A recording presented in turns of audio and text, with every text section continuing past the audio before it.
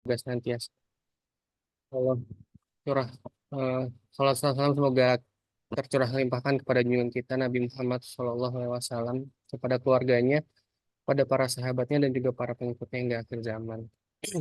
Pertama-tama kita eh, buka kelas ini dengan lapas basmalah. Bismillahirrahmanirrahim. Bismillahirrahmanirrahim. Dan juga kita persiapkan di hati kita untuk menerima ilmu dan juga berkomitmen untuk mengamalkan apa-apa yang telah kita dapatkan pada malam hari ini sehingga bisa menjadi ilmu yang bermanfaat. Baik, itu pengantar dari saya pada Ustadz Akil, dipersilakan Ustadz. Baik, terima kasih, Sabi. Bismillahirrahmanirrahim. Assalamualaikum warahmatullahi wabarakatuh. Suara saya jelas ya, insya Allah ya. Jelas Ustadz. Baik. Alhamdulillah wassalatu wassalamu ala Rasulillah wala haula wala quwata illa billah. Rabbi israh li sadri wa yassir li amri wa hlul 'uqdatam min lisani yafqahu qawli. Allahumma 'allimna ma yanfa'una wanfa'na bima 'allamtana warzuqna 'ilman nafi'a amin ya rabbal alamin. Teman-teman yang dirahmati Allah Subhanahu wa taala, alhamdulillah puji syukur kehadirat Allah atas segala kenikmatan yang Allah berikan kepada kita. Sehingga pada kesempatan kali ini kita bisa kembali merutinkan kajian kita, mengistiqomahkan apa yang sudah kita rutinkan, yaitu ngaji tafsir, dan kita lanjut di surah An-Nur, sudah sampai ayat 50, insyaallah kita ayat 51. Dan semoga Allah senantiasa memberikan kepada kita keberkahan, keberkahan waktu, keberkahan ilmu, keberkahan di dalam setiap amal kita, sehingga Allah Subhanahu wa taala meridhai apa yang kita lakukan. Tak lupa salat serta salam mari kita sanjung sajikan ke junjungan kita Nabi Agung Muhammad sallallahu alaihi wasallam, dengan penuh harap semoga kita semuanya termasuk umat yang akan mendapatkan syafaat yaumil qiyamah. Amin ya rabbal alamin. Baik teman-teman yang dirahmati Allah Subhanahu wa taala, kita melanjutkan surah An-Nur ayat ke-51, yaitu insya Allah terkait dengan masalah Allah membandingkan bagaimana kondisi orang munafik. Ya, kemarin telah menjelaskan tentang orang-orang yang munafik itu seperti apa. Mereka melakukan ketaatan hanya karena ketika menguntungkan untuk mereka saja. Dan Allah kemudian membandingkan bahwasanya harusnya orang beriman tidak seperti itu, tapi seperti ini, ya kurang lebih seperti itu. Dan tentu sifat-sifat khisal-khisal munafik ini sebagaimana kemarin kita sampaikan bahwasanya kalau di zaman Nabi munafik itu jelas salah. 100% salah, karena kemudian yang ibaratnya ya, yang mau dibodohin, yang mau diakalin, itu adalah Rasulullah. Munafik itu kan orang mau ngakali. Orang kemudian mau berbuat bohong gitu. Pura-puranya iya padahal tidak. Nah, yang kemudian menjadi korban orang munafik ini adalah Rasulullah. Dalam tanda kutip ya, artinya mereka itu ingin berpura-pura di depan Rasulullah supaya tahunya mereka itu Rasulullah itu bahwasanya mereka beriman padahal tidak. Nah itu. Nah, maka kalau di zaman Rasulullah itu rata-rata orang munafik itu pasti salah, udah nggak benar itu. Tapi kalau zaman sekarang tentu kita tidak punya cukup bukti untuk ngejudge siapapun sebagai seorang munafik. Maka khisal-khisal ini atau kemudian ciri-ciri munafik ini untuk apa disebutkan? Bukan untuk ngejudge orang lain, tetapi lebih kepada untuk kemudian mengkoreksi diri, apakah di dalam diri kita itu terdapat sifat-sifat kemunafikan ini. Yang kalau kebetulan syariat itu kok menguntungkan kita, wah kita semangat sekali, kita gembar-gembar. Tapi ketika syariat itu kok tidak menguntungkan kita, nah kita yang kemudian menghindarkan, bahkan mencari-cari pembenaran dan seterusnya. Misalnya masalah poligami, wah yang laki semangat banget gitu. Yang perempuan kemudian menolak dengan segala dalih lah dan seterusnya. Yang tidak suka itu tidak suka tidak apa-apa, tidak mau melakukan syariat itu tidak apa-apa, wong bukan anjing. Tapi bukan berarti kemudian menolak, bukan berarti kemudian membatalkan secara hukum, itu tidak. Atau apalagi lah yang kemudian perempuan lebih menang di situ daripada laki-laki misalnya. Ya bahwasanya mungkin ibu itu lebih dimuliakan dibanding bapak misalnya. Atau mungkin ya dan beberapa hal begitu. Maka laki-laki itu harus kerja, perempuan tidak harus kerja. Yang wajib mempersiapkan makanan itu laki-laki. Itu sebenarnya di situ banyak hal yang kemudian menguntungkan perempuan. Ya. Tetapi alhamdulillahnya perempuan jarang yang tahu dan laki-lakinya juga nggak ngasih tahu, biasanya begitu. Jadinya kayaknya yang namanya istri pokoknya di dapur ya mempersiapkan seluruh hal yang harus dipersiapkan. Suami tugasnya cuma kerja, nyampe rumah kemudian ongkang-ongkang nyuruh-nyuruh dah gitu. Nah, ini juga kurang tepat sebenarnya. Tapi kemudian edukasi ini tidak terlalu tersampaikan dengan baik sehingga ada jomplang. Nah, ini sekarang kita akan membahas bagaimana sih orang beriman itu seharusnya. Yang mana kita harus merefleksikan diri, jangan sampai ada ciri-ciri munafik di dalam diri kita, sebisa mungkin dihindarkan, ya meskipun kalaupun ada sedikit-sedikit yang manusiawi, tetapi tetap harus kemudian berusaha menghindarkannya. Nah, kemudian dikonter dengan kita mencoba untuk bersifat sebagaimana sifat seorang mukmin yang disebutkan oleh Rasulullah SAW. Minta mungkin kalau Vina bisa share screen ayat ini. Nah, minta tolong, saya soalnya pakai HP, jadi nggak bisa share screen. Kalau bisa, ya. Oke, baik. Sebentar saya cari dulu. Sambil ini ya. A'udzubillahi minasyaitonirrajim. Innama kana qaulal mu'minina idza du'u ila Allah wa rasulihi liyahkuma bainahum ay yaqulu sami'na wa ata'na wa ulaika humul muflihun. Oke. Sesungguhnya kata Allah Subhanahu wa taala, yang namanya orang mukmin itu nggak begitu. Bukan yang kemudian kalau ada hal yang apa namanya menyenangkan bagi dirinya, mereka datang wa iyyakul lahumul haqq ya'tu ilaihi mud'in. Mereka bergegas untuk datang kepada Rasulullah, artinya mereka memperjuangkan syariat itu, gitu ya, karena kebetulan syariat itu menguntungkan mereka. Tetapi ketika kemudian syariat itu membuat mereka berat, ya, memberatkan mereka, mereka lari. Bukan. Tapi innama kana qaulal mu'minin, seharusnya seorang mukmin itu berkata begini, idza du'u ilallahi wa rasulihi. Ketika kemudian dipanggil kepada Allah dan Rasulnya, liyahkuma bainahum, supaya kemudian mereka menjadikan Allah itu sebagai hakim, menjadikan Allah dan Rasulnya itu sebagai hakim, ayyaqulu sami'na wa ata'na. Mereka harus mengatakan, oke, siap. Siap. Pokoknya apapun yang diperintahkan, siap aja dulu. Loh, masalah berat apa enggak berat, urusan nanti.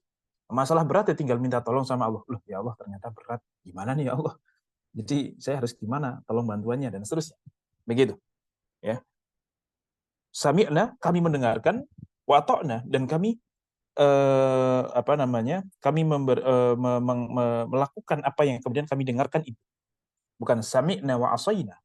Kami dengarkan tapi kamu nggak mau melakukan. Nah, harus bisa mendengarkan dan kemudian setelah mendengarkan langsung tahu perintahnya apa. Sami'na itu ibaratnya kita mencari tahu apa yang harus kemudian kita lakukan, ya. Yang harus kita lakukan. Jadi sami'na itu menunjukkan pengetahuan tentang apa yang Allah inginkan dari hambanya. Kemudian setelah tahu, atokna, kita berusaha untuk melakukan apa yang kemudian diperintahkan tersebut setelah kita ketahui. Wa ulaika, maka orang yang seperti itulah adalah yang humul muflihun. Mereka itulah adalah orang-orang yang kemudian dikatakan sebagai orang yang muflih, yang kemudian beruntung. Wa may yuti'illaha, maka orang-orang yang melakukan ketaatan tadi, sami'na wa ata'na tadi, wa rasulahu, dan juga kepada rasulnya, bertaat kepada Allah, wa rasulahu, dan rasulnya, wa yakhshallaha, dan kemudian dia takut kepada Allah, wa yattaqhi, dan dia bertakwa kepadanya, faulaika humul faizun, maka mereka itulah adalah orang-orang yang faiz. Orang-orang yang faiz itu adalah orang-orang yang beruntung. Dan kalau ada kata-kata faiz di dalam Al-Qur'an itu maksudnya adalah ashabul jannati humul faizun. Yaitu orang-orang yang disebut faiz itu artinya orang yang sudah punya derajat mereka adalah penduduk surga. Nah, ini maka ketakwaan kepada Allah, barang siapa yang mau bertakwa kepada Allah, wa rasulahu, dan rasulnya, wa yakhshallaha. Yakhsha itu artinya takut. Tapi takut di sini itu, kalau takut konteksnya untuk Allah itu adalah takut tapi tidak ingin menghindar. Bedakan. Kalau misalnya Vina kok takut sama anjing, itu takut ingin menghindar. Pengen lari kan gitu. Tapi ketika misalnya Vina kok ketemu siapa misalnya, Ustadz yang lagi misalnya lagi disenangi sekali gitu, misalnya siapa? Ustadz Abdul Somad lah misalnya, atau siapapun gitu, yang kemudian takut, pasti mau mendekat itu takut, ada perasaan grogi apa segala macam, tapi bukan untuk menghindar, justru malah saya cuma takut saja, tapi bukan untuk menghindar. Saya ingin mendatangi tapi takut gitu. Nah, ketakutan kita kepada Allah itu adalah ketakutan yang sifatnya karena haibah, karena kewibawaan yang begitu tinggi sehingga membuat kita itu ada perasaan gemetar gitu. Bukan untuk menghindari karena tidak suka, tetapi karena begitu saking inginnya kemudian dekat kepada Allah, saking takutnya untuk tidak disukai sama Allah dan seterusnya. Tentu ini dua konteks yang berbeda. Nah, wayakhsyallaha, dan sebagian ulama mengatakan wayakhsyallaha itu artinya takut kepada Allah, artinya takut akan dosa-dosa yang selama ini dia lakukan. Jadi kalau mau mendekat kepada Allah, semua kita ingin dekat dengan Allah. Tetapi permasalahannya adalah ketika kita ingin dekat, itu kita nggak enak sendiri sama dosa yang pernah kita lakukan. Ada perasaan, aduh tapi saya udah begini lagi, saya udah begitu. Nah kan gitu kan. Kalau misalnya kok kita dekat seorang ulama yang besar begitu, yang kemudian dia dihormati oleh semua orang, kemudian kita mau mendekat, mau salaman tuh rasanya tidak pantas gitu. Ya Allah, saya masa orang seperti ini. Ini kita ngomongin kepada orang saja ya. Saya orang seperti ini masa bisa ketemu sama orang yang seperti ini. Nggak usah itulah. Atau mungkin misalnya teman-teman umroh gitu. Umroh kemudian bisa masuk raudhah, bisa dekat sekali dengan kuburan Rasulullah, yang kita bisa merasakan Rasulullah itu ada di situ. Itu pasti akan ada perasaan, ya Allah saya itu sangat tidak melakukan sunnah Rasul, saya itu, tapi kok bisa sedekat ini gitu. Jadi ketakutan di situ adalah ketakutan karena merasa tidak pantas saja. Atas gara-gara kesalahan-kesalahan kita merasa tidak pantas gitu. Nah, wayat takhi itu artinya wayat takihi. Jadi takwa itu kan apa namanya? Mu'tal wawi. Apa ya? Ujungnya itu kan ini kan huruf ilat kan begitu. Harusnya wayat takihi. Tapi supaya litakhfif, untuk mengentengkan, maka di sini dibaca wayat takhi. Artinya bertakwa. Nah, bertakwa itu apa? Bedanya apa yang yakhsha? Kalau yakhsha itu artinya takut akan dosa yang telah lalu, artinya merasa tidak pantas, kita kemudian beristighfar, kita kemudian menyesali apa yang kita pernah lakukan dari dosa-dosa itu. Kalau wayat takhi adalah kemudian berusaha ke depannya untuk tidak melakukan yang dosa dan menjalankan yang baik. Jadi wayakhsyallah itu untuk konteks yang telah lalu, tapi kalau wayat taqi adalah untuk yang akan datang. Faulaika humul faizun, maka mereka itulah yang kemudian orang-orang yang faizun, yang mendapatkan kemenangan. Tapi kalau kemenangan kan terlalu umum. Nah, al-faizun di sini adalah ashabul jannati humul faizun. Itu tafsir al-ayah bil ayah. Oke, kurang lebih seperti itu. Nah, ini harusnya seorang mukmin itu seperti itu. Syariatnya apa? Jalan. Diperintahkan apa? Siap, dan seterusnya, dan seterusnya. Oke. Kemudian Allah Subhanahu wa taala menceritakan kembali kondisi orang munafik itu seperti apa. Jadi memang ya, resikonya ketika kita sedang susah, ya susah. Artinya perjalanan begitu berat, kehidupan begitu luar biasa, perjuangan begitu sepertinya tidak ada yang mau membantu kita. Hanya orang-orang yang tulus yang kemudian mau bersama kita di saat susah. Itu memang resiko orang susah. Tetapi privilege-nya adalah orang susah itu insya Allah tidak akan dikelilingi oleh orang kecuali yang tulus. Nah, sebaliknya, ketika seseorang kok sudah di dalam masa kejayaannya, itu maka perjuangan sudah enak tuh, sudah membuahkan hasil, sudah kemudian mulai berada di posisi atas. Tetapi resikonya adalah kemudian ada di samping kita itu rawan, ada sebagian orang yang datang kepada kita bukan karena ketulusan, tapi datang karena ya ingin mendapatkan sesuatu saja. Nah, ini sering terjadi. Ini katakanlah buat kita. Begitu pula Rasulullah pada saat itu akhirnya dikelilingi oleh orang-orang yang munafik ketika di Madinah, karena di Madinah itu sudah berbuahlah perjuangan selama ini 13 tahun. Ketika di Makkah itu, di Madinah sudah terasa jauh lebih mending, lebih enak. Nah, Allah menceritakan lagi, wa aqsamu billahi jahda aimanihim. Orang-orang munafik itu mereka bersumpah serapah atas nama Allah. Wa aqsamu, mereka bersumpah billahi, dengan nama Allah, jahda aimanihim, jahda dengan sekuat-kuatnya sumpah. Ya. Apa yang disumpahkan? Demi Allah, pasti ya Rasulullah, saya janji, saya pasti. La in amartahum, ketika engkau memerintahkan kepada kami, itu kata orang munafik.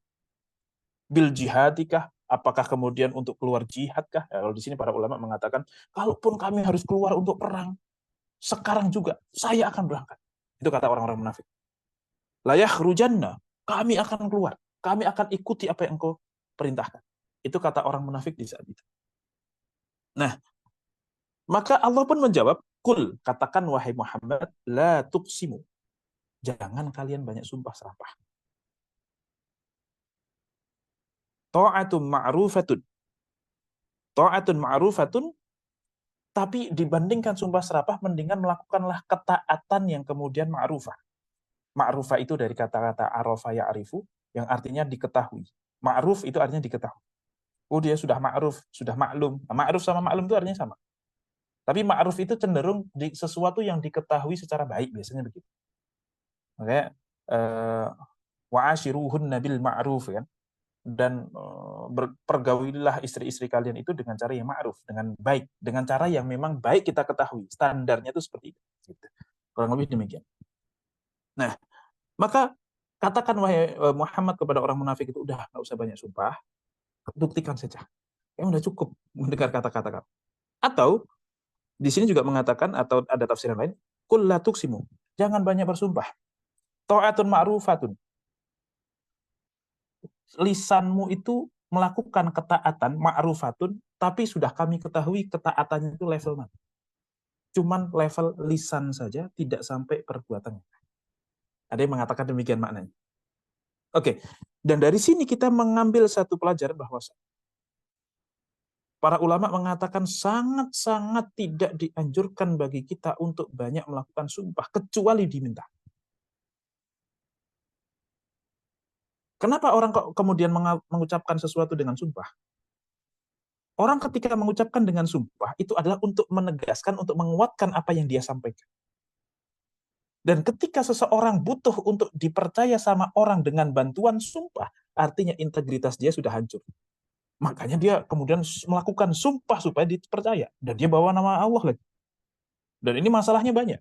Orang kalau bawa nama Allah, ternyata kok dia bermasalah. Ini kan ibaratnya gitu. Berani sekali dia bawa nama Allah untuk hal yang buruk. Jadi makanya jangan banyak bersumpah kecuali diminta saja. Kecuali berani sumpah, wallahi misalnya. Tapi kalau tidak, ini nggak usah, nggak perlu ngapain. Oh, demi Allah saya nggak pernah. Ya ngapain? Ya kalau dia nggak percayakan ya udah. Kalau memang kita adalah orang yang bisa dipercaya, ya sudah, kamu nggak percaya nggak apa-apa. Wong itu hanya proses saja. Nanti kamu juga akan tahu kalau saya itu nggak pernah bohong, kan begitu. Kalau orang yang kemudian sudah biasa. Ini makanya teman-teman nih, saya kemarin, ya ini sebagai pengalaman kerja. Ada orang cerita begini, suami istri. Saya diceritain bukan sama dianya, bukan sama istrinya, sama saudara. Ya, parah, ya, melakukan ADRT apa segala macam.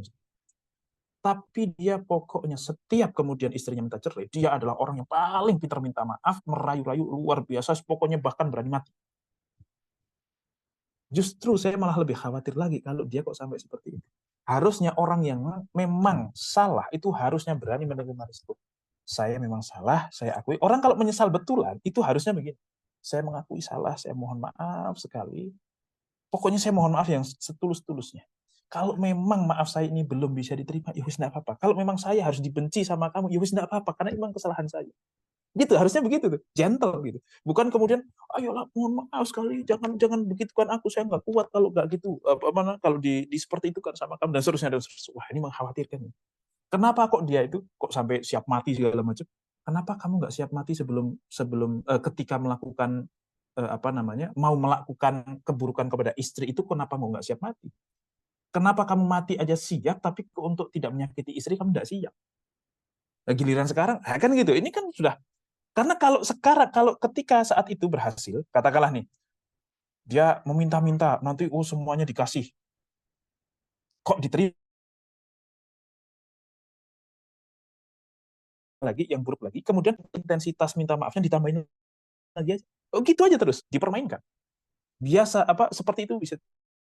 sering terjadi. Makanya orang kalau minta maaf kok terlalu maksa supaya dimaafkan. Terlalu maksa, tolong jangan seperti ukutukan saya nggak kuat di seperti itu. Bukan sama kamu misalnya, oh itu masalah. Itu orang masalah, udah, biarin aja. Oke, saya sudah maafkan, tapi mohon maaf. Ibaratnya kan ada wal ya'fu wal yasfahu, kita kemarin sampaikan kan.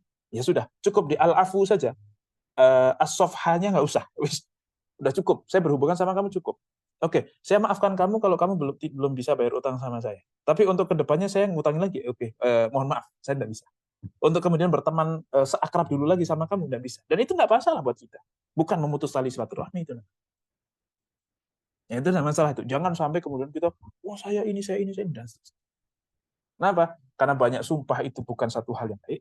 Ya, banyak sumpah itu bukan satu hal yang baik. Yang kedua, menunjukkan lemahnya integritas dia. Berarti dia memang orang yang sudah banyak tidak dipercaya orang, sehingga dia kalau ngomong tidak pede kecuali dengan sumpah. Dan memang dengan sumpah, orang-orang yang beriman ini lemah. Bukan lemah ya, tapi maksudnya, ya dia sudah bawa-bawa nama Allah. Sehingga ulama yang mengatakan Nabi Adam itu sama sekali tidak tergoda sama pernyataan setan atau iblis. Nabi Adam itu dibohongi sama iblis karena dia bawa-bawa nama Allah. Wa aqsamu billahi inni lakuma laminan nasihin.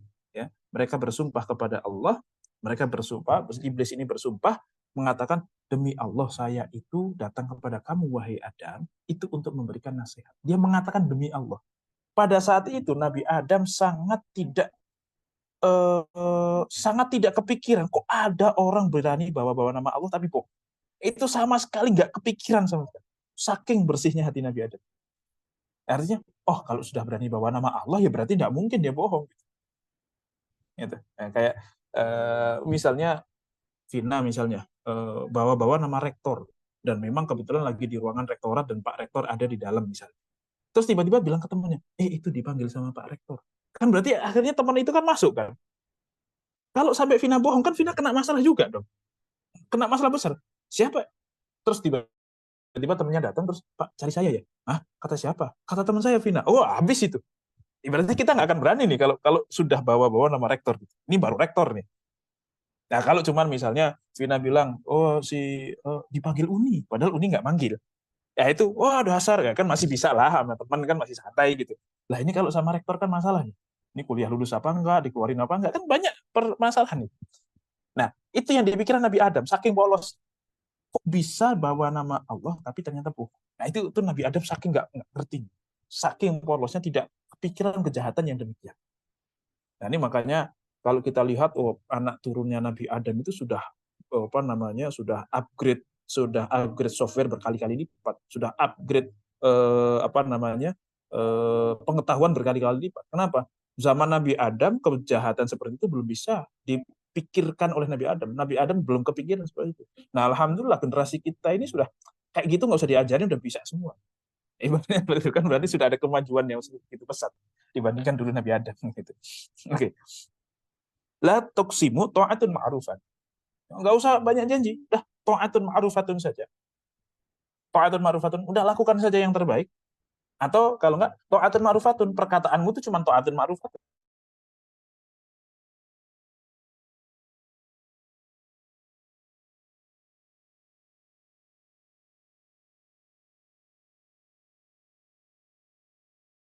Dari ta'mu. Sesungguhnya khabir itu artinya maha mengetahui. Al-alim juga maha mengetahui. Tapi bedanya khabir dengan alim.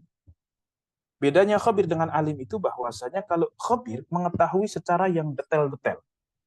Ya, lebih mengetahui yang detail-detail. Kalau alim itu biasanya lebih umum, secara cakupan lebih umum. Tapi kalau khabir untuk urusan yang mendetail yang tidak diketahui, bahkan bukan rahasia. Vina bisik-bisik ke Uni, itu namanya rahasia. Itu namanya rahasia. Tapi Vina ngebatin di dalam diri, dalam batin dirinya sendiri, dalam hatinya sendiri, bahkan tidak ada satupun yang tahu, mengucapkan suara saja tidak. Wah, itu jauh lebih detail lagi daripada rahasia. Sirul asror itu. Nah, Allah pun tahu, bahkan yang kemudian belum disampaikan ke orang lain. Belum disampaikan ke orang lain pun Allah sudah tahu. Maka khabirun Maha mengetahui secara detail tentang apa yang kamu ucapkan, apa yang aslinya di dalam hati kamu, dan seterusnya. Itu Allah tahu. Jadi kalau kamu ngomong katanya mau atau hati itu halah.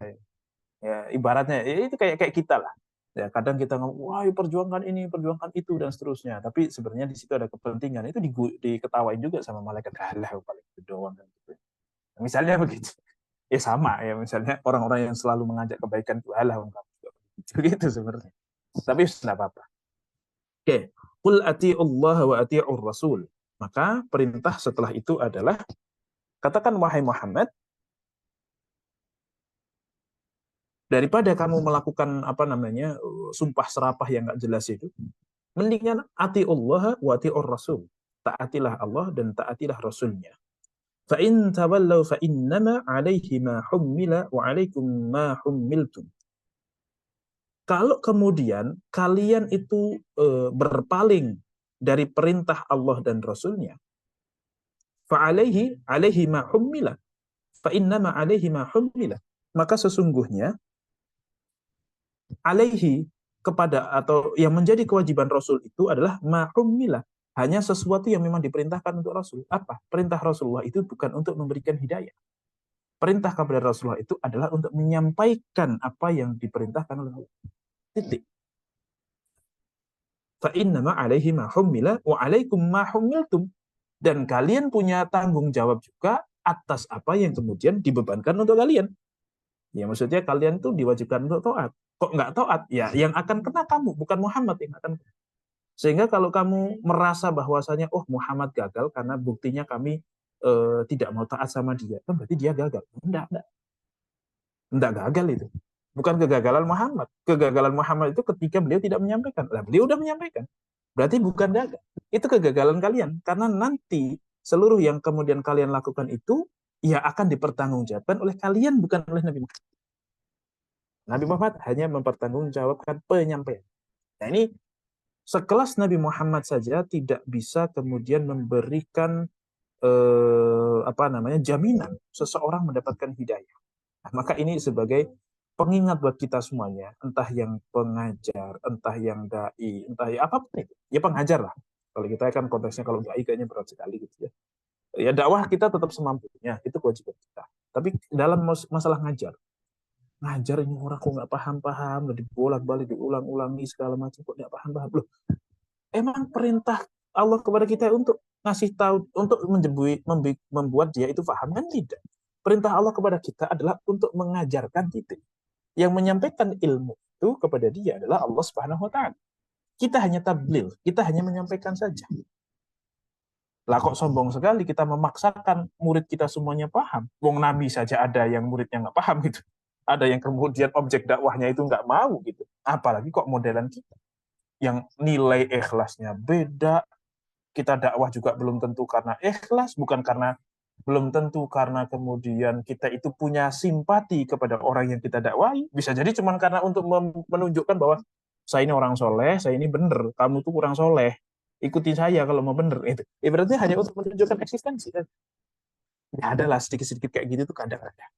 Ya enggak apa-apa. Wis pokoknya masalah ikhlas itu jangan dijadikan patokan awal. Jangan dijadikan patokan awal. Ada beberapa kiai itu di apa ibaratnya diejek lah sama temennya yang sama kiai. Oh, kamu dasar, saya tahu kamu habis sholat ngimamin kok kemudian rapat wirid-wirid lama terus habis itu dia itu kan karena nggak enak aja kan, udah santrinya banyak masa nggak baca wirid gitu kan habis sholat kan gitu, masa nggak doa nggak baca wirid habis sholat, pasti malu kan. Nah dikatakan demikian maka dia menjawab begini, iya mungkin awalnya memang begitu tapi ya bodo amat pokoknya jalan terus gitu. Kayak gitu tuh paling berjalan sekali, 2 kali, 3 kali. Tapi entar lama-lama, misalnya bahkan mungkin setahun 2 tahun. Tapi lama-lama saya juga lupa bahwa saya wirid itu gara-gara saya malu sama murid saya. Lama-lama saya juga nggak ada murid ya, kok wirid gitu. Nah, ketika sudah lupa berarti sudah mulai terindikasi seseorang itu ikhlas. Dalam satu syair di mana tuh yang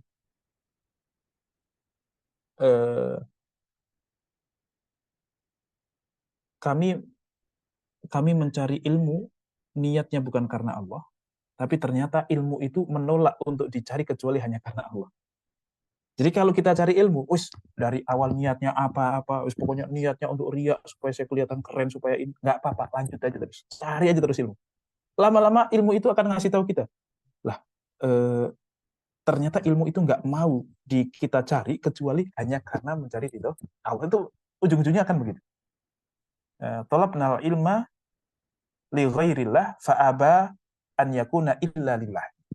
Kami dulu mencari ilmu bukan karena Allah, tapi ternyata ilmu itu nggak mau kita cari kecuali hanya karena Allah. Dan kalau kita sudah asik mencari ilmu, itu artinya sudah pasti kalian itu mencari ilmu karena Allah Subhanahu wa Ta'ala. Pokoknya lanjut terus, nggak usah mikirin ikhlas apa nggak ikhlas, kerjain saja terus. Lama-lama insya Allah lupa, tentu sambil meminta tolong kepada Allah supaya ditambah ikhlasnya. Lama-lama kita lupa kenapa kita melakukan hal itu. Nah, kalau sudah lupa, itu indikasi bahwa kita sudah melaksanakan atau sudah ada keikhlasan di dalam diri kita. Oke. Wa in tuti'uhu tahtadu. Dan ketika kalian itu kok kemudian mentaati Rasulullah Shallallahu alaihi wasallam, maka kalian akan mendapatkan hidayah dari Allah Subhanahu.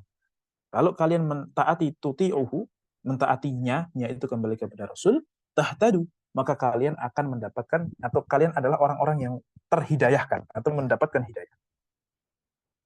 Nah, ini banyak ulama yang mengatakan begini, man ammara sunnata ala nafsihi qawlan wa fi'lan nataqabilah. Barang siapa yang memaksakan dirinya sendiri untuk mengamalkan sunnah, maka dia pasti akan mengucapkan dengan penuh hikmah. Mulutnya pasti bagus. Pasti kemudian yang dia sampaikan itu akan mudah masuk ke dalam telinganya orang lain. Tapi waman ammarul hawa ala nafsihi, barang siapa yang kemudian memaksakan atau mungkin memberlakukan hawa nafsu kepada dirinya, qaulan wa fi'lan, baik perbuatan ataupun ucapan, nataqabil bid'ah, maka pasti dia akan mengucapkan hal-hal yang bid'ah, yang aneh, yang kemudian baru tumben kayak begitu, tapi konteksnya jelek ya. Bid'ah ya pasti. Kok kayak gitu, kok bisa-bisanya dia ngomong begitu, dari mana sih? Ini lagian kiai aneh-aneh aja masa ngomong. Misalnya begitu. Nah, maka kadang kita mendengar dari seseorang yang ucapannya itu ya gitu-gitu aja sebenarnya. Ya kan? Sering kan kita mendapati 1-2 orang yang ucapannya itu ya sering kita omongin. Ya, yang sabar lah jadi orang itu. Jadi guru tuh yang sabar. Misalnya begitu. Cuma sekedar kayak gitu. Itu mungkin sudah kita omongkan ke orang lain. Kita juga sudah dengar dari banyak orang lain. Tapi nggak tahu kalau dari beliau itu rasanya kok nyampe. Nah itu kenapa? Kemungkinan besar dia adalah orang-orang yang sudah kemudian memaksakan sunnah itu di dalam diri. Sudah kemudian memperlakukan sunnah di dalam dirinya, tidak kemudian memperlakukan dirinya dengan hawa nafsu. Itu kata banyak ulama salaf tentang hal ini. Wa in tuti'uhu, kalau kalian mau mentaati Rasulullah SAW, artinya mengikuti sunnah-sunnahnya, maka tahtadu, pasti kalian akan dibimbing di dalam kehidupan itu. Wa ma'alar rasuli illal balaghul mubin. Dan tidaklah ada kewajiban yang wajib dilakukan oleh Rasul kecuali hanya menyampaikan secara jelas saja. Menyampaikan secara jelas. Sudah tersampaikan secara jelas, oke, tanggung jawab Rasulullah sudah selesai. Kalaupun kalian tidak mau beriman kepada Allah, malah tetap menyimpan kemunafikannya, maka hal itu tidak menjadi keburukan dari Rasulullah Shallallahu Alaihi Wasallam. Baik. Kemudian ayat yang berikutnya. Wa'adallahu alladhina amanu minkum wa 'amilus solihati la yastakhlifannahum fil ardi kama istakhlafa alladhina min qablihim. Baik. Kemudian Allah berjanji, wa'dun. Wa'dun itu artinya janji baik, kalau wa'idun itu artinya adalah ancaman. Ancaman kan janji juga kan? Awas ya nanti saya pukul kamu. Itu kan janji untuk memukul dia. Tapi konteksnya jelek. Itu namanya ancaman. Dalam bahasa Arab namanya wa'idun. Tapi kalau wa'dun, itu janji yang konotasinya positif. Oh, kamu kalau begini nanti saya kasih ini. Misalnya Nabila atau Husna gitu bilang ke muridnya, oh kalau kamu nanti dapat 100 gitu ya, PR-nya bagus, nanti ustazah atau kakak ya mungkin. Ya yes, pokoknya itulah, saya akan kasih permen. Misalnya begitu. Nah, ini kan wah, seneng dengan janji itu. Berharap janji itu terjadi. Kalau awas saya jita nanti kamu ya kalau kayak gitu lagi, itu adalah janji yang tidak diharapkan terjadi. Itu sama-sama janji. Wa'adallahu alladhina amanu. Allah berjanji baik.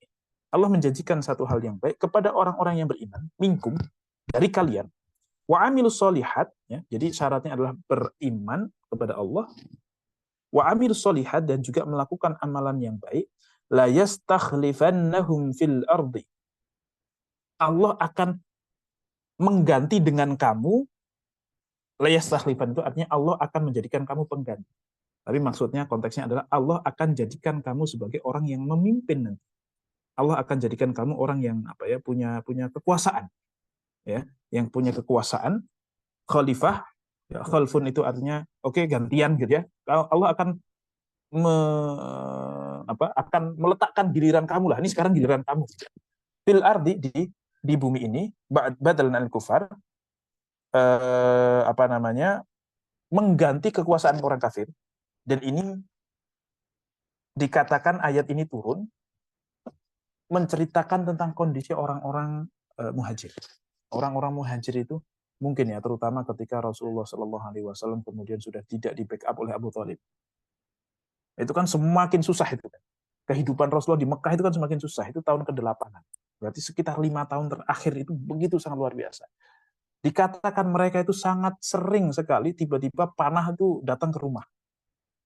Makanya mereka itu tidak bisa tidur. Kalau tidur pasti bawa senjata.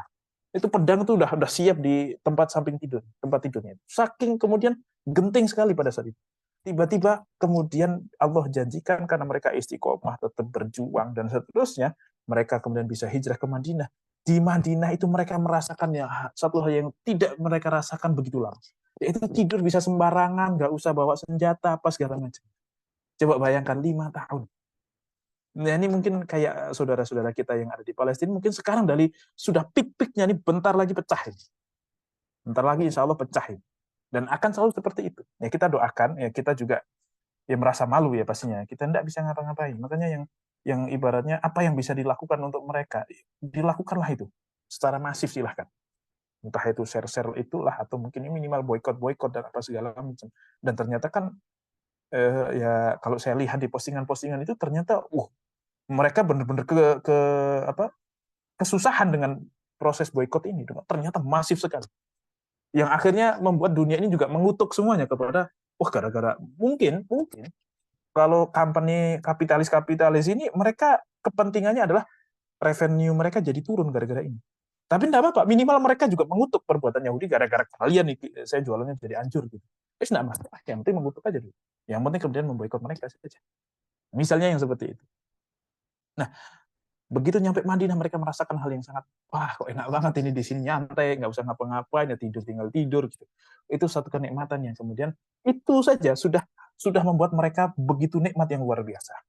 Belum lagi nanti Allah kemudian mengganti, membuat umat Islam yang dulu cuman di Mekah, isinya cuman Rasulullah, Khadijah, Ali, Abu Bakar, Bilal, isinya cuma berapa segelintir orang, yang itu pun ada yang kuat, ada yang nggak terlalu kuat, ada yang dari klan yang backupnya tinggi, ada yang kemudian tidak terlalu tinggi dan seterusnya. Terus ke Madinah, di Madinah pun masih tergopoh-gopoh lah. Di situ ada orang Yahudi yang suka, Allah ini orang Islam apaan, katanya agama Samawi, tapi masih mabuk, katanya agama Samawi tapi begini, pokoknya gitu. Orang Yahudi itu ngejek terus gitu. Orang Yahudi itu ngejek terus gitu. Tapi kok bisa sampai nanti, dan di perang Khandaq itu tahun ke Uhud, tahun ketiga, Khandaq keberapa? Ke-4 atau 5? Itu ya, perang Khandaq ini kemudian membuat Rasulullah itu ketika, di situ ada cerita kan, yang perang Khandaq itu Rasulullah bikin parit, ya, Salman Al-Farisi itu yang dikatakan punya ide, pokoknya bikin parit itu panjangnya 15.000 dhira.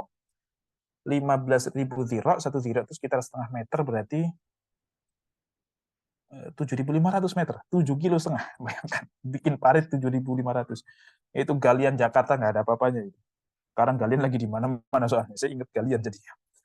Itu panjangnya. Lebarnya itu 9 dhira. Artinya lebarnya itu, lebar paritnya itu 9 dhira, sekitar 4,5 meter. Itu kuda sebaik apapun nggak bisa lompat. Nggak bisa melompati itu. Dalamnya itu 7 dhira. Dalamnya itu berarti sekitar 3,5 meter. Lu bayangkan bikin parit segede itu, sebanyak itu, dan mereka sampai beberapa hari, 3 hari nggak makan. Rasulullah itu sampai perutnya itu diganjel pakai batu karena saking kempesnya gitu. Nah, beda sama anak-anak teman-teman kita sekarang kan. Jangan kalau udah nikah mah masih agak pantas perutnya agak buncit. Belum nikah aja udah agak buncit kan itu masalah lagi kan gitu ya. Zaman Rasulullah itu sampai diganjel batu. Dan di sana ternyata ada satu batu yang sangat keras, para sahabat nggak ada yang satu pun bisa menghancurkan itu, dan sekian panjang parit kalau itu nggak hancur ya sama aja mereka bisa lewat sini juga, ini harus dihancurkan. Akhirnya pada Rasulullah, ya Rasulullah, ini kita ada satu masalah nih.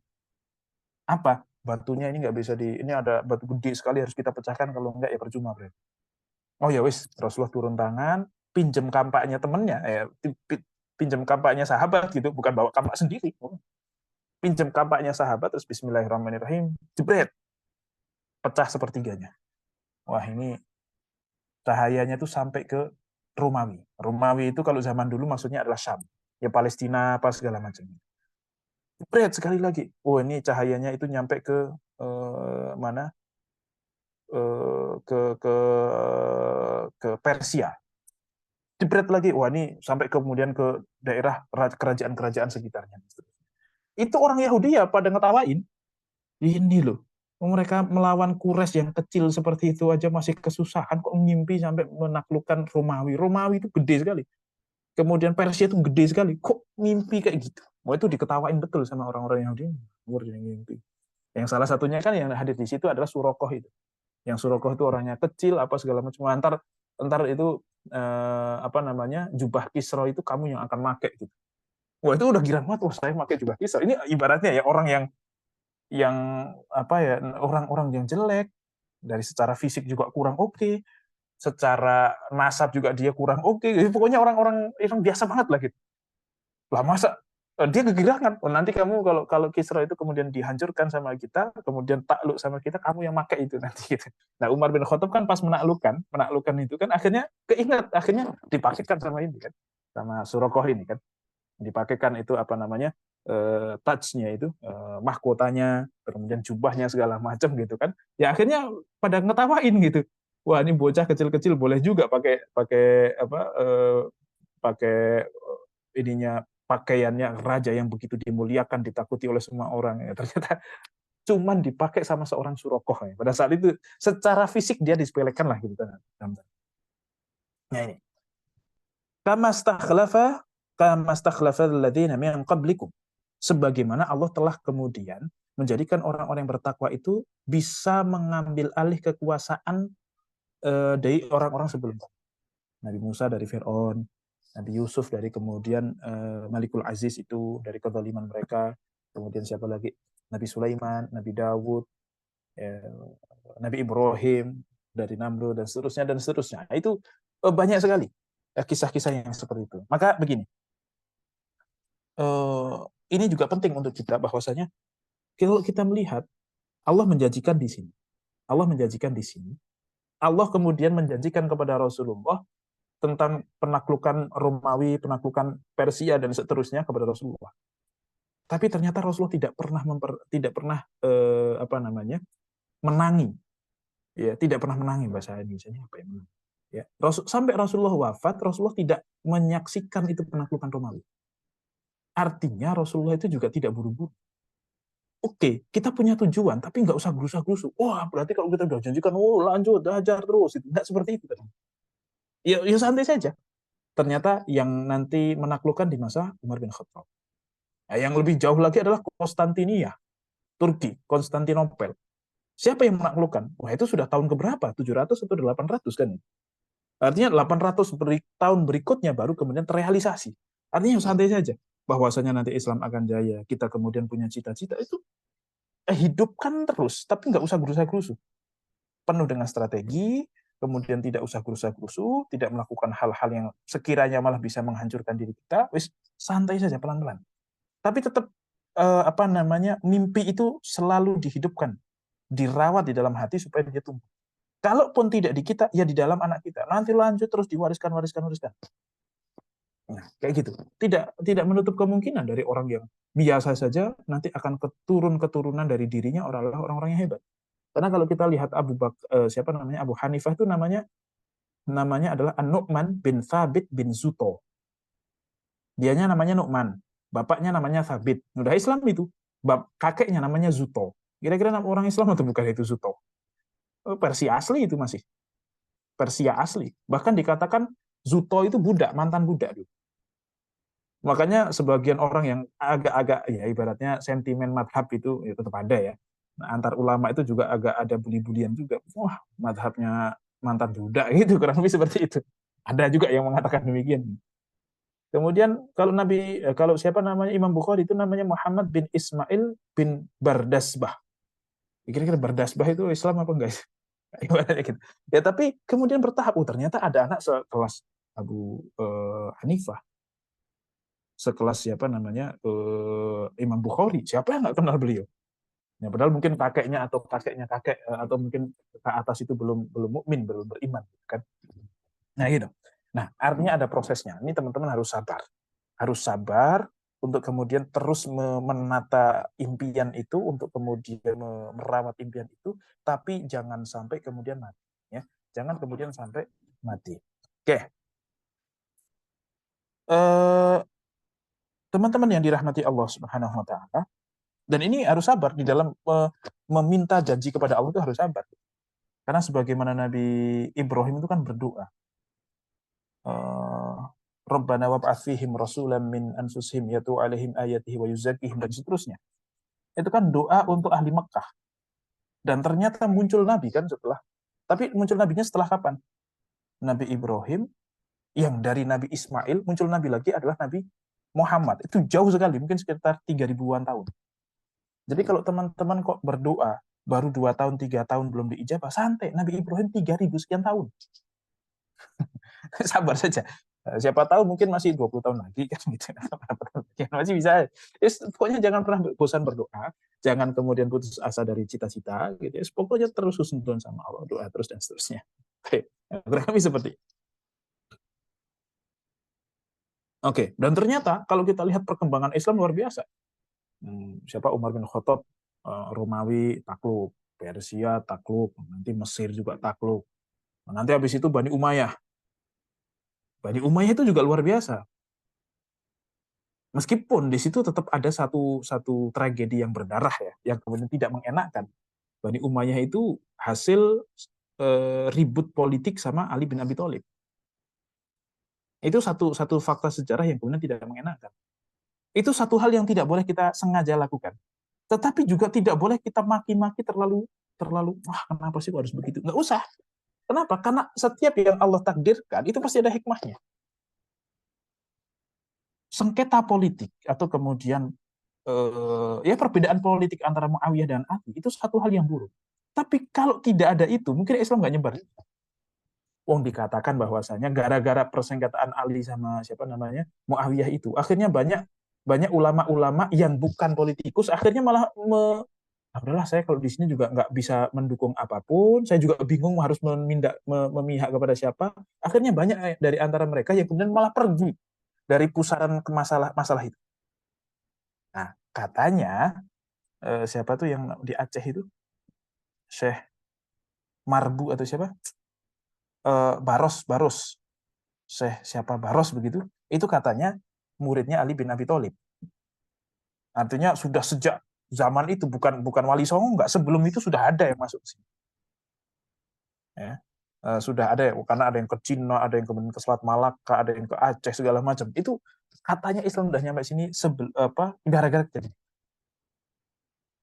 Atau mungkin siapa namanya Muawiyah Bani Umayyah kemudian digulingkan sama Abbasiyah. Itu masalah lagi kan? Itu kalau kita lihat sejarah bagaimana penggulingannya itu kita tidak suka untuk mendengar. Tapi gara-gara itu kemudian Maghrib Maroko dikuasai. Di situ ada ya namanya anak raja kan, siapa tuh namanya Abdurrahman Ad-Dakhil, akhirnya ke Maroko nyebrang ke Andalusia, Spanyol. Di situ kemudian dari situlah nanti lahir yang namanya Ibnu Malik yang punya Alfiyah terkenal itu. Kemudian siapa lagi, Al-Qurtubi dari Cordoba, siapa lagi Ibnu Rusdi Al-Qurtubi, Ibnu Rushd Afiru itu, kemudian Khatibi Asy-Syatibi itu juga dari sana. Banyak sekali ulama yang kemudian lahir dari sana. Itu berkat apa? Berkat perpecahan itu. Maka kalau secara hukum perpecahan itu jelek. Tapi kalau itu sudah ditakdirkan, pastilah ada hikmah. Artinya makanya kita nggak usah terlalu mencibir, menjelek-jelekkan. Wah, kenapa sih kok harus begini? Kenapa? Nggak usah. Nah, Allah itu yang buruk aja jadi ada hikmahnya gitu. Allah itu bisa banget untuk kemudian ibaratnya menjadikan satu hal yang buruk itu jadi ada makna yang begitu besar di belakang. Maka kita harus santai saja gitu. Yang berbuat salah, kalau kita misalnya ada hasad-hasatan, misalnya nih, oh ini antar teman-teman pergerakan kampus, ya, oh ada masalah, akhirnya terjadi perpecahan, yang satu bikin gerakan A, yang satu B. Tapi insya Allah karena sama-sama aktivis, sama-sama orang pergerakan, itu dua-duanya malah bikin pergerakan yang sama-sama baik di tempat yang berbeda, malah akhirnya kan meluas gitu. Di satu sisi, walaupun ya tetap jangan dilakukan secara sengaja, ya dosa tetap begitu. Perpecahan itu tetap tidak baik secara hukum. Ya. Tetapi ibaratnya gara-gara hal itu malah justru nanti akan nambah luas lagi. Oh, akhirnya banyak orang yang lebih terjangkau lagi dan seterusnya dan seterusnya. Nah, itu hikmah. Jadi di balik itu semuanya itu ada. Di balik semuanya itu ada hikmahnya. Tep.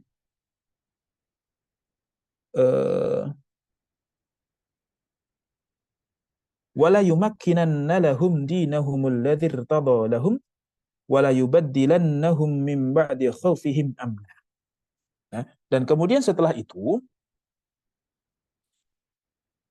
Islam akan kemudian dinampakkan ya pada saat itu kan orang muhajir kemudian di Mekah sangat terpojok akhirnya ke Madinah dan ke Madinah itu Islam sangat muncul tiba-tiba. Wahwal Islam bi an yudhhirahu ala jami'il adyan wa yuwassi' lahum fil biladi fayamlikuha. Dan ternyata setelah Rasulullah wafat itu dalam kondisi sahabat itu paling 124 ribu. Kaum muslimin masih baru 124 ribu. Bayangkan 124 ribu itu tidak cuma di Madinah. Itu sudah di Madinah, itu sudah di Mekah, itu sudah di kota-kota sekitar Madinah, itu sudah di Khaybar dan seterusnya dan seterusnya. Nah kira-kira 124 ribu itu kalau di Jakarta segede apa? Kota nyampe nggak? Kecamatan kayaknya. Atau mungkin malah kelurahan sudah bisa kali. Ya setengah kecamatan kali. Cuman setengah kecamatan, tapi kita tahu akhirnya Islam itu hampir-hampir menguasai sepertiga dunia. Ya, ini tentu kalau bukan dari Allah Subhanahu Wa Taala nggak mungkin seperti itu. Ya makanya santai saja. Kita ngikut arus Islam, tapi kita harus selalu dalam track yang benar. Aslinya itu bukan kita yang membuat ombak supaya Islam itu mengarah kemana, enggak. Kita yang dompleng Islam arahnya mau kemana, ini kita ngikut aja nih. Tapi kita harus ngikut, pegangan kuat untuk kemudian membuat Islam itu selalu ada penumpangnya. Tapi kita yang ikut. Jangan merasa pede, oh saya ini yang membuat Islam itu bergerak, mana ada. Kita mati, kalian mati, itu Islam baik-baik saja, tenang saja. Ya. Wah kalau saya nggak menggerakkan kelas tafsir ini, nanti nggak ada yang gerak. Tenang saja. Kalau misalnya nih Sauki merasa kayak gitu, tenang saja, nanti Arida akan bisa dapat tempat ngaji yang lain, Kusna dapat tempat ngaji yang lain, ya misalnya Aulia akan dapat tempat ngaji yang lain. Saya pun ngajar orang lain lagi, itu santai aja gitu. Jadi kalaupun nggak ada Sauki, aman, tenang, hidup ini baik-baik saja, Islam akan baik-baik saja gitu. Nggak usah merasa bahwasanya gitu. Hanya kan untuk kemudian kita, maka sebagaimana dosa. Kenapa dosa itu kok ada? Kenapa kok kita harus melakukan dosa? Ini kan dosa kan satu hal yang tidak diridhoi oleh Allah. Tetapi itu atas hikmah. Dengan dosa itu mempermudah bagi kita. Hikmahnya tentu bukan untuk dosa kita, wah saya harus punya dosa supaya mendapatkan hikmah ini. Bukan ya, kita kalau melakukan dosa namanya hukumnya tetap dosa, nggak boleh. Nggak usah gitu. Tapi kenapa kok tetap kita punya dosa? Supaya sebagai pengingat bahwasanya, iya saya itu pendosa. Saya itu sempat berbuat dosa. Sebaik-baiknya saya itu sempat berdosa. Maka akan kemudian memudahkan kita untuk ingat, jangan ujub. Karena kita dosa itu, karena kita melakukan kebaikan ini, kalau tidak ditolong Allah, kita akan melakukan dosa. Nah, kita ditolong sama Allah, makanya kita berbuat baik. Sehingga kalau kita sudah tahu kebaikan kita karena Allah, kita tidak akan ada ujub. Toh kita juga pernah dosa. Kalau memang kebaikan itu kok bisa kita lakukan berdasarkan upaya kita, harusnya kita tidak pernah berbuat dosa. Karena keinginan kita adalah ingin berbuat baik terus. Ya kan? Hawa nafsu kita kan pengen berbuat baik terus kan? Kalau bisa nggak usah dosa supaya dapat pahala banyak kan gini-gini. Kalau lah semuanya bisa dikontrol sama kita, tapi kan ternyata enggak. Nah ini supaya kemudian menghilangkan. Jadi dosa itu ada hikmahnya, tapi dosa ya tetap dosa. hasad, iri, dengki, perpecahan itu secara hukum jelek, tapi tetap ada hikmahnya. Jadi kalau ditanya, hasad boleh nggak? Ya nggak boleh. Tapi hasad ada gunanya nggak? Jangan bilang nggak ada. Allah ciptakan sesuatu pasti ada gunanya. Gitu. Tapi hukumnya boleh nggak dilakukan? Ya jangan. Tapi ada gunanya nggak? Ada. Gitu ya. Jadi proporsinya seperti itu. Oke. Dan Allah akan menggantikan setelah kemudian kalian takut itu menjadi rasa aman. Ya'budunani wala ya'budunani la yusyrikuna bi syai'a. Yang mana kemudian kalian itu nanti mendapatkan keamanan itu, mendapatkan keberhasilan itu. Kenapa? Karena kalian itu menyembahku dan tidak menyekutukan aku syai'a dengan satu apapun. Nah, ini makanya fokus kita untuk perjuangan itu adalah sebelum kemudian kita bergerak harus ngapain ya untuk kemudian mendapatkan kemenangan, menjemput kemenangan itu. Yang paling satu hal paling dasar tidak boleh dilupakan adalah kita sudah seperti apa ibadah kita kepada Allah dan kemudian kita tidak menggantungkan sesuatu kepada selain Allah. Kalau kemudian ibadah kita kok sudah mentauhidkan Allah saja, tidak menggantungkan apapun sedikit pun kepada selain Allah Subhanahu wa taala, maka itulah kemenangan sudah dekat, sudah jatahnya umat Islam kok untuk kemudian naik menjadi penguasa setelahnya. Ya, tapi ya selalu seperti itu. Nanti kalau sudah berkuasa, nanti ribut lagi, masalah lagi, pecah lagi, lemah lagi. Gitu-gitu aja gitu. Ya memang siklus itulah. Sebagaimana Allah Subhanahu wa taala sering menceritakan bahwasanya udah kejadian kalian itu berkuasa kemudian hancur gara-gara sombong. Itu sudah kejadian banyak. Udah gitu terus gitu. Siklusnya biasanya akan seperti itu. Oke. Wa man kafara ba'da dzalika fa ulaika humul fasiqun. Maka orang-orang yang melakukan kefasikan setelah itu, ya, orang-orang yang kemudian melakukan kekafiran setelah itu, maka mereka lah adalah orang-orang yang sungguh orang yang sangat fasik. Dan dikatakan di sini itu maksudnya orang yang mengkafiri nikmat keimanan, keamanan, kejayaan, maka mereka adalah orang-orang yang benar-benar fasik luar biasa. Siapa? Di sini di dalam tafsir Jalalain, kemudian di beberapa tafsir yang lain dikatakan pertama kali Islam itu terjadi kekufuran di dalamnya, tubuh kaum muslimin sendiri itu adalah ketika Utsman bin Affan digulingkan, ya, dan kemudian dibunuh oleh saudara seiman, oleh orang Islam sendiri. Dia Utsman bin Affan itu ternyata dibunuh di tangan orang-orang Islam. Ya, ini satu hal yang pertama kali, gitu ya, yang kemudian menjadikan pertama kali fitnah ini turunnya lagi itu di masa Utsman bin Affan dengan segala dinamikanya, naik turunnya itu setelah itu. Kalau dari Rasulullah, Abu Bakar, Umar itu jelas semuanya musuhnya masih orang kafir aja. Umar bin Khattab dibunuh sama seorang Majusi, ya, masih Majusi. Tapi Utsman bin Affan sudah bukan. Ali bin Abi Thalib sudah bukan. Nah kan gitu ya. Ali bin Abi Thalib juga karena konflik dengan sesama muslim. Nah kurang lebih seperti itu. Ini yang disebutkan oleh para ulama tentang hal itu. Wa aqimus sholata wa atuz zakata wa atiur rasula la'allakum turhamun. Maka dirikanlah salat, setelah itu kemudian tunaikanlah zakat wa atiur rasula la'allakum turhamun, dan taatilah Allah Subhanahu wa taala supaya kalian mendapatkan rahmat dari Allah Subhanahu wa taala. Baik, terakhir la tahsabanna. Ini la tahsabanna itu ada la yahsabanna, ada la tahsabanna, ada dua qiraat. Jangan sekali-kali kemudian engkau mengira wahai Muhammad. Jangan sekali-kali engkau mengira wahai Muhammad alladzina kafaru mu'jizin. Engkau mengira bahwasanya orang-orang kafir itu dia punya kemampuan untuk melemahkan kita di dunia. Wa ma'wahumun nar wa labi'sal masir.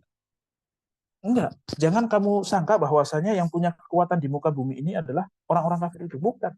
Yang punya kekuasaan di muka bumi ini tetap Allah. Maka kalau Allah sudah berkehendak untuk mereka hancur, hancur. Ya, kayak zaman sekarang nih, sekarang. Jangan kemudian kita menyangka bahwasanya apa yang dilakukan oleh Yahudi Netanyahu itu, kemudian karena dia kuat, karena dia enggak, karena Allah sedang mengizinkan saja.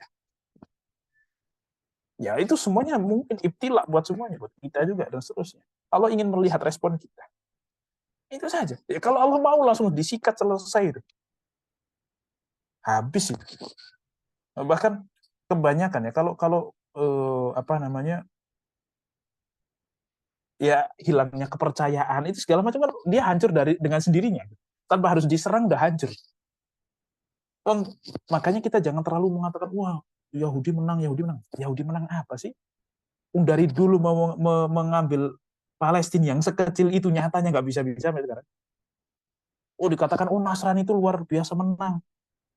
Nasrani itu menganggap Yerusalem itu adalah kota suci, tapi nyatanya bukan mereka yang menguasai orang Yahudi. Mereka malah bikin Vatikan yang nggak ada hubungannya. Emang ada Yesus kemudian atau Isa itu ke Vatikan gitu, ke Roma situ, di AS Roma itu. Di AS Roma itu nggak ada Yesus, yang ada Batistuta. Gitu ya. Tahu nggak Batistuta kalian? Itu kalau kalian searching habis itu Batistuta itu kayak Yesus itu, kayak Yesus yang Tunggal digambarkan tuh, sama Kak. mereka. Yang ada tuh Batistuta itu. Lah, coba kok kayak gitu dikatakan menang apa? Jelas jauh lebih menang kita. Kita orang Islam, kita nggak terlalu punya strategi yang bagus-bagus, teknologi kita biasa-biasa aja, tapi nyatanya Makkah sama Madinah di tangan kita. Kan? Makanya nggak usah terlalu kemudian mengagung-agungkan mereka apa segala macam. Allah jauh lebih agung daripada itu. Oke, jadi jangan pernah berkecil hati apa segala macam. Nah, ini ujian. Allah itu hanya ingin melihat kita itu seperti apa gitu respon. Jangan merasa wah ini umat Islam kayak gimana. Jangan pernah berkecil hati masalah Islam. Aman itu sudah Allah yang ngatur. Berkecil hatilah dengan keimanan kita. Saudara kita sedang seperti itu kan kok kita cuma begini-begini saja ya. Kurang lebih seperti itu. Itu yang kemudian harus dipertanyakan. Kalau Islam itu udah urusan Allah bukan urusan kita. Ya cuman kita kok gini amat ya jadi orang. Nggak peduli sekali mana kekuatan keimanannya, keuhuwahannya, dan seterusnya, dan seterusnya, dan seterusnya. Nah itu yang kemudian jangan Nabi Muhammad pun ditegur, jangan kamu menyangka yang kuat itu mereka. Enggak. Allah sedang kemudian memberikan izin kepada mereka.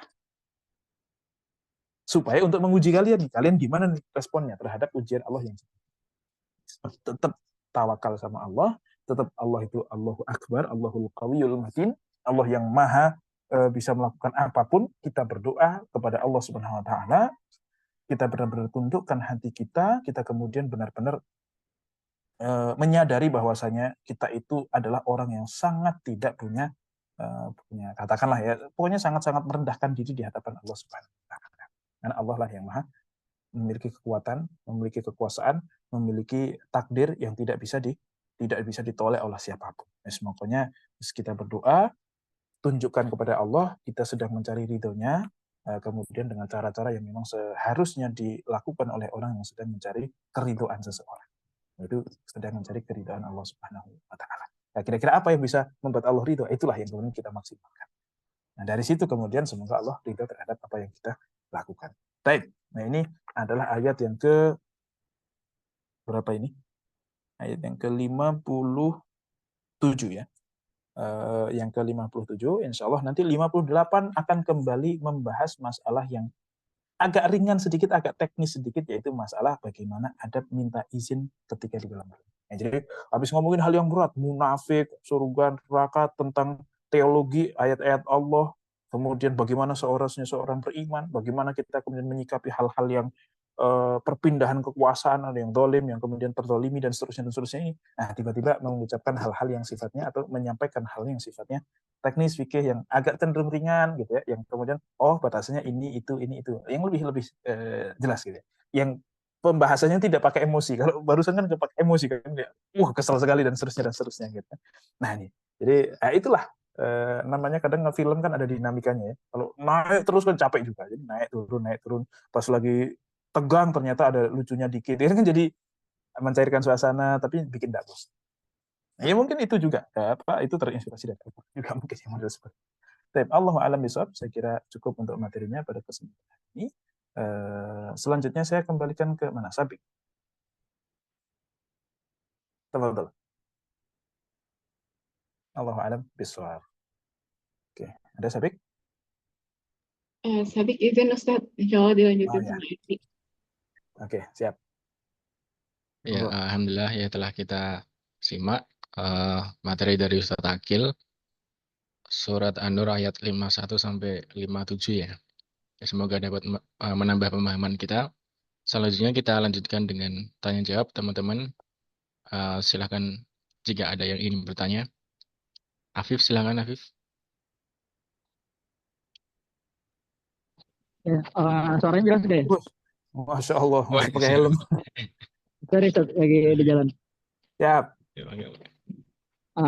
Ya, jadi mengenai tadi terkait penempatan terhadap sumpah sendiri ya. Anda tuh pernah lupa baca apa dengar ya. Kurang lebih sumpah ini kan tidak diperkenankan, melainkan dengan nama Allah gitu Ustaz ya. Jadi nggak boleh kita sumpah demi waktu, demi bulan, demi bapak gua, demi ibu gua yang gitu-gitu lah Ustaz ya. Jadi cuma boleh untuk ya tadi dengan nama Allah itu. Nah, cuma di satu sisi pernah mereka ya pernah dengar atau pernah baca juga bahwa sumpah ini kan bukan suatu hal yang sepele gitu. Jadi nggak boleh sering-sering dipakai bahasanya kayak gitu.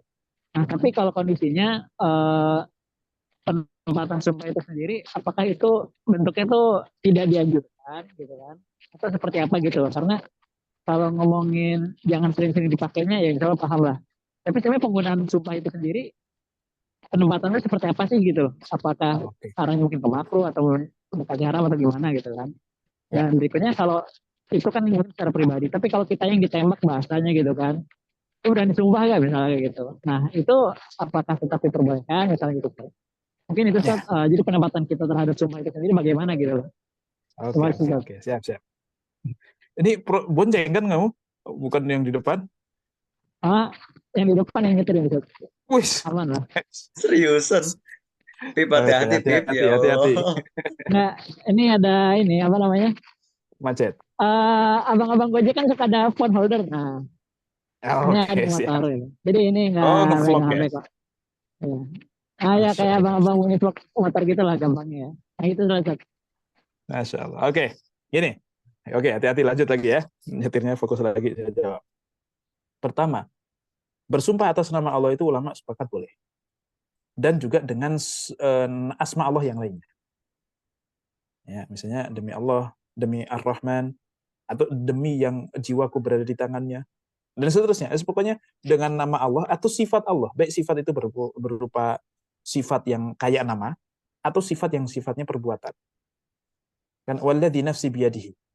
Nafsi biyadihi itu kan bukan nama kan, tapi itu kan perbuatan lah bisa dikatakan. Itu boleh. Tapi bagaimana dengan makhluk Allah? Maka ada sebagian ulama, ranah perbedaan pendapatnya adalah di Nabi Muhammad. Boleh nggak bersumpah atas nama Nabi atau dengan Ka'bah? Sebagian ulama membolehkan. Dan demi Rasulullah. Itu sebagian ulama membolehkan. Tapi sebagian lagi tidak. Mutlak hanya sumpah itu hak Allah saja. Tetapi kalaupun ada yang bersumpah atas nama selain Allah, itu tidak masuk ke dalam kesyirikan. Berbeda kalau ibadah atas nama selain Allah, itu masalah. Tapi kalau bersumpah, itu tidak sampai sebesar itu. Oke, itu yang pertama. Jadi pokoknya amannya sumpah itu hanya dengan nama Allah saja. Yang kedua, posisi kita bersumpah kepada Allah itu kapan? Ya tadi, tepatnya adalah ketika diminta ditembak. Itulah gunanya sumpah. Ketika kita diminta, kita bersumpah. Dan kita berani bersumpah. Untuk menunjukkan, karena memang orang itu mempertanyakan integritas kita. Oke, ya Anda meminta saya bersumpah. Oke, saya mau bersumpah. Tetapi kalau kita sendiri yang inisiatif, itu malah memang tidak dianjurkan. Ya. Makanya di dalam masalah li'an itu kan bersumpah ya, walaupun ulama beda pendapat sih, ini sumpah atau ini persaksian gitu. Ya, asyhadu bi annahu asyhadu bi annaha zaniyah, asyhadu bi annaha zaniyah kan gitu. Itu sumpah atau saksi. Ya, pokoknya kalau tidak ada kebutuhan sama sekali, ya ngapain kita bersumpah? Itu menunjukkan bahwasanya kita itu mudah, karena orang yang mudah bersumpah berarti mudah akan punya potensi lebih tinggi untuk kemudian melanggar sumpahnya. Tapi kalau nggak pernah sumpah, maka kan tidak. Makanya masalah sumpah, nazar itu bukan satu hal yang dianjurkan. Kalau bisa, kalau sumpah kok kemudian demi Allah saya tidak akan makan nasi lagi. Kok makan nasi? Repot. Halal kok ngapain demi Allah gitu. Atau nazar, demi Allah kalau saya kemudian nikah tahun ini, maka saya akan sembelih kambing 10 gitu misalnya. Ini kan ngapain? Ya minta sama Allah, minta saja. Mau sembelih kambing 10 ya sembelih aja gitu. Nggak usah kemudian harus dilazim-lazimkan. Ya itu. Jadi sumpah dan nazar itu kalau sudah terjadi jadi masalah. Harus mulzim, artinya menjadi kewajiban kita. Tetapi sangat tidak dianjurkan untuk melakukan hal itu kecuali dalam memang kondisi ya kalau nazar hampir-hampir nggak ada ya. Kecuali kok sumpah mungkin kalau diminta itu. Biasanya kalau di dalam peradilan gitu. Nah, oke, kamu berani nggak disumpah? Atau mungkin itulah penerimaan jabatan disumpah. Itu satu hal yang tidak apa-apa. Kita sumpah saja. Apalagi ada orang demi Allah saya mulai saat ini akan sholat 5 waktu. Sholat 5 waktu nggak usah disumpahin, itu sudah wajib dilakukan. Ditinggalkan itu tetap dosa meskipun nggak sumpah gitu. Itu kan jadi nggak terlalu ada maknanya gitu. Udah bawa-bawa nama Allah. Potensi. Kalau kemudian dia nggak sholat, dosanya 2. 1 dosa nggak sholat, 2 melanggar sumpahnya. Masalah lagi. Nah nih, gitu Afif ya. Kapan kita menggunakan sumpah itu? Yaitu terutama ketika diminta. Ketika ada kebutuhan untuk kita bersumpah. Kalau tidak ada, nggak usah. Gitu. Allah a'lam bishawab. Oke. Oke, Ustaz. Aman.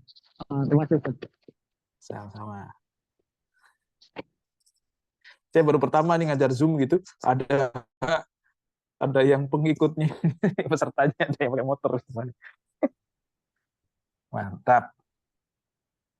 Insya Allah. Oke, lanjut. Siapa? Tina.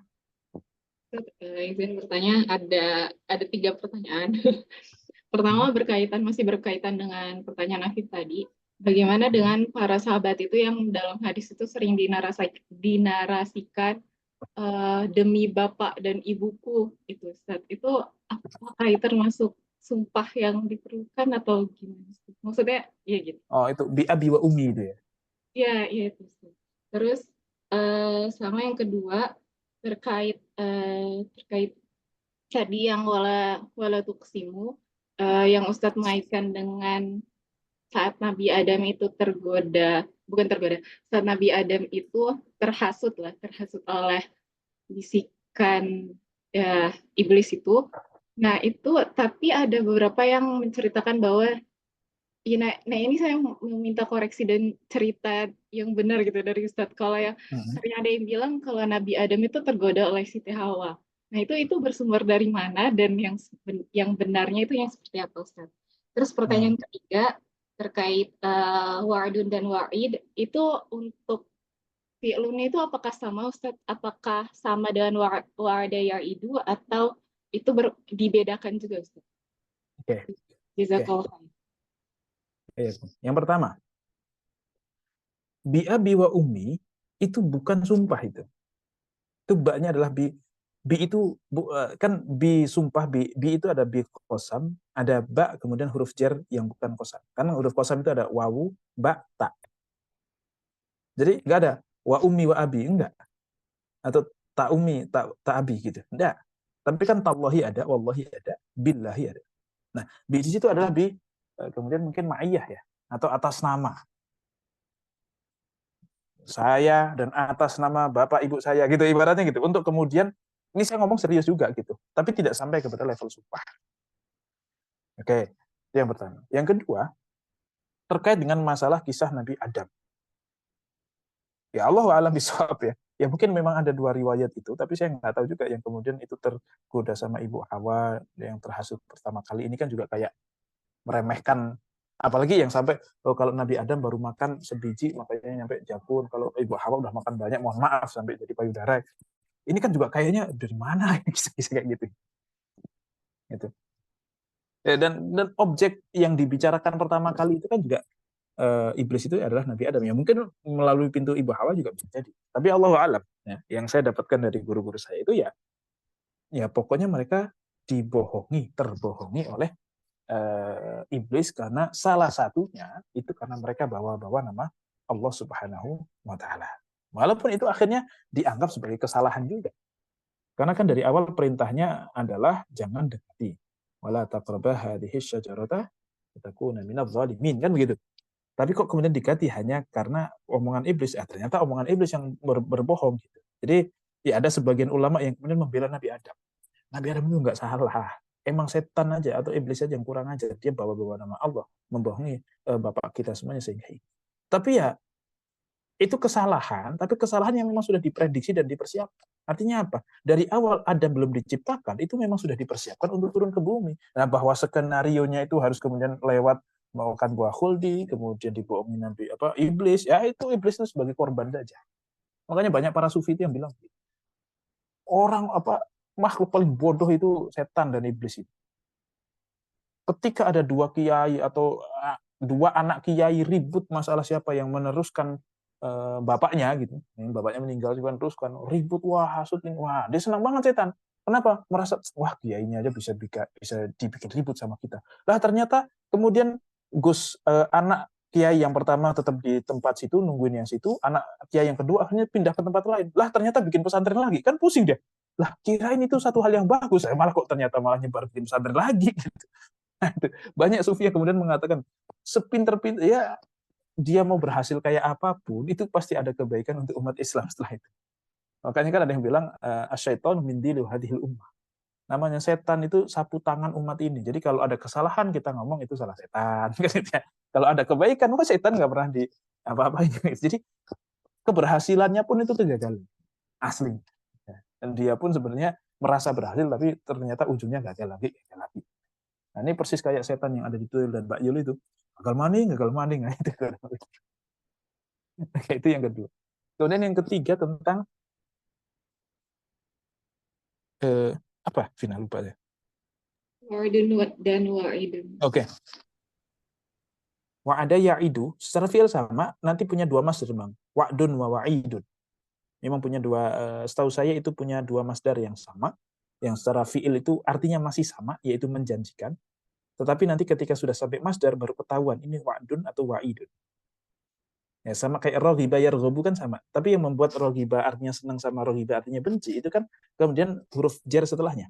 Apakah raghiba fi ataukah raghibaan kan gitu. Nah, itu yang kemudian membuat konotasinya itu positif atau enggak. Ketika sudah sampai kepada jarnya kah atau kemudian sudah sampai masdarnya kah gitu. Nah, setahu saya sama. Baik. Allahu a'lam bishawab. Tuh. Ada lagi? Kalau ada lagi mungkin terakhir ya. Saya kebetulan lagi di luar, lagi ada acara keluarga juga, nggak enak lama-lama ninggalin. Tapi ya nggak enak juga. Kalau nggak ngaji itu rasanya bolong gitu kayak nanti besok pengennya libur terus kalau udah libur sekali. Yes, gitu. Oke, ada lagi mungkin? Kalau masih ada, monggo silakan. Kalau nggak ada, kita cukupkan. Gimana? Ada lagi apa? Cukup ya? Kita cukupkan. Terima kasih kepada teman-teman. Mohon maaf ini mulainya agak cepat dikit. Karena saya pikir-pikir ini antara Isya sampai jam 8 kok lama ya sekarang ya. Ya gitu. Ya mungkin mulai agak awal dikit, lebih 15 menit kayaknya enggak apa-apa kali ya. Karena juga ini Uni kan kasihan itu di ujung sana. Entah sekarang ada mungkin mati lampu kali di tempat Uni itu atau gimana. Untuk orang-orang sudah pada tidur sekali. Jadi ya kita mulai 15 menit lebih awal kali untuk kedepannya supaya agak lebih gitu ya. Atau ya nantilah coba kita diskusikan kalau memang ini biar Sauki nanti yang konfirmasi saya gimana Ustaz lanjut jam 8 apa 7 kurang 7.45 gitu misalnya. Ya monggo ke Sauki saja. Baik, terima kasih atas perhatiannya. Mohon maaf bila ada salah-salah dalam penyampaian. Sekali lagi semoga kita berharap semoga kita semuanya tetap dikumpulkan dalam ukhuwah yang Islamiyah, ukhuwah yang kemudian baik, pertemanan, perkumpulan jamaah majelis yang kemudian diberkahi oleh Allah, semuanya itu menghasilkan kebaikan-kebaikan. Dan semoga Allah ridha terhadap apa yang kita lakukan ini. Semoga kemudian kita mendoakan secara khusus saudara-saudara kita, ya sebagai bentuk kemudian kita sebenarnya malu, kita kemudian merasa tidak pantas gitu ya, tapi bagaimanapun kita tetap berharap, kita bagaimanapun ya dengan segala keterbatasan kita meminta kepada Allah dengan upaya yang semaksimal bisa kita lakukan, kita meminta kepada Allah supaya kemudian saudara-saudara kita segera mendapatkan Allah takdirkan untuk kemudian dibalikkan yang tadinya tertindas menjadi yang kemudian menguasai, yang punya posisi, yang kemudian dia bisa menentukan kebijakan yang memang akan membuat kebaikan untuk mereka. Dan semoga kita semuanya mendapatkan ampunan dari Allah Subhanahu wa taala dan mendapatkan ridha dari Allah Subhanahu wa taala. Baik, sekali lagi mohon maaf bila ada salah-salah kata. Billahi taufiq wal hidayah. Wassalamualaikum warahmatullahi wabarakatuh. Waalaikumsalam warahmatullahi wabarakatuh. Ya. Jazakallah khair Ustadz telah menyempatkan waktunya di sela-sela kegiatan keluarga untuk mengajarkan kita tafsir gitu. Dan mungkin teman-teman apabila ada pertanyaan bisa dilanjutkan di WA ya, di grup Q&A. Cukup sekian dari saya dan terima kasih semuanya telah hadir. Semoga kita diberikan keistiqomahan dalam mengikuti tafsir selanjutnya. Kita akhiri dengan bacaan hamdalah. Alhamdulillahirrahmanirrahim. Dan doa penutup majelis. Subhanakallahumma wa bihamdika asyhadu an la ilaha illa anta astaghfiruka wa atubu ilaik. Assalamualaikum warahmatullahi wabarakatuh. Waalaikumsalam. Jazakallah khair, Ustaz. Baik, terima kasih semuanya. Afif, hati-hati. Khusus untuk Afif. Oke, semuanya. Terima kasih. Saya pamitan ya. Baik.